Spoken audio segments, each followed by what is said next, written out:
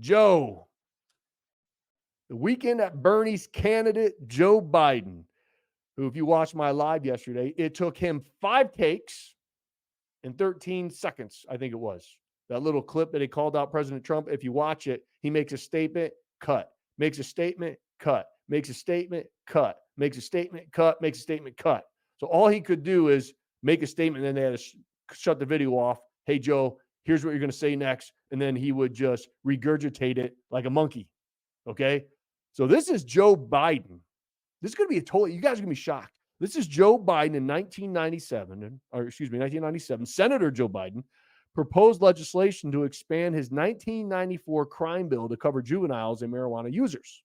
Okay. As you know, in the news right now, today, President Biden is taking a stand against the same guy himself that wrote all those drug laws, in the 90s. So this is Joe Biden in 1997. Totally, entirely different human being, folks. This, by the way, is when Democrats were normal. They no longer exist. That's why if you're a Democrat and you're kind of like, I'm just kind of confused, your party is dead.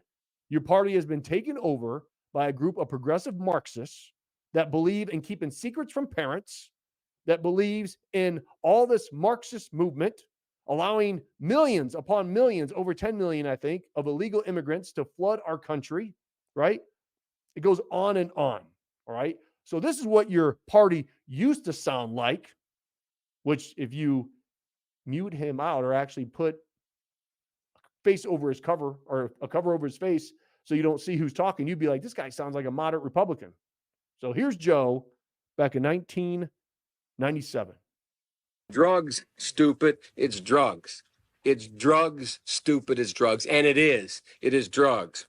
This statement is unfortunately necessary in the face of rising drug abuse among our children.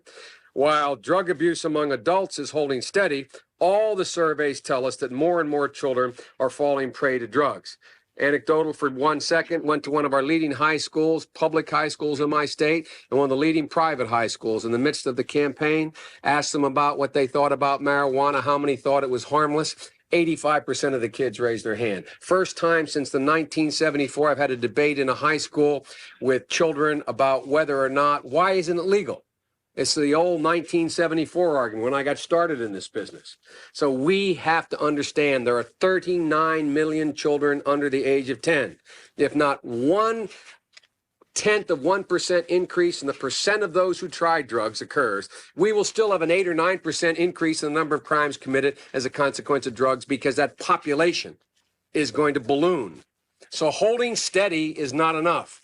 It will create a crime wave like we haven't seen in the next 10 years unless we do something about it now. So we must also expand the drug courts to cover 50,000 more children.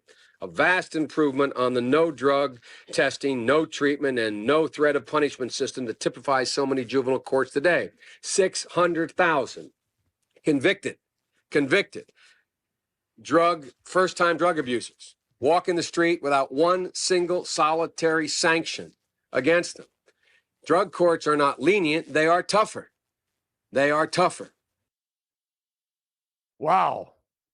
Right? That's what the Democrats used to sound like. Fast forward to today. So I think it's kind of ironic that the same president, or the president, the same guy, is now taking a stand against himself on what he believed in the 90s about drugs. And I get it. Like the Dems are probably going nuts on Twitter right now. They can change their minds. It's progressive, right? It's progressive.